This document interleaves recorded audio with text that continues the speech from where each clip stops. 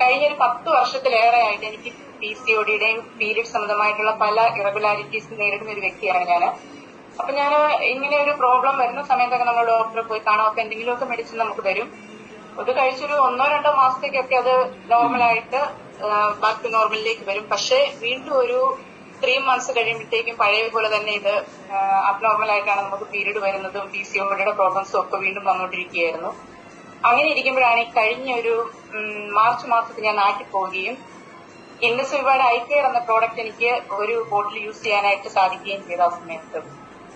പക്ഷെ എനിക്കത് ഒരു ബോട്ടിൽ കൂടുതൽ യൂസ് ചെയ്യാനായിട്ട് പറ്റിയില്ല. അൺഫോർച്ചുനേറ്റ്ലി അന്നേരത്തേക്കും എനിക്ക് തിരിച്ചു പോരേണ്ടി വന്നു.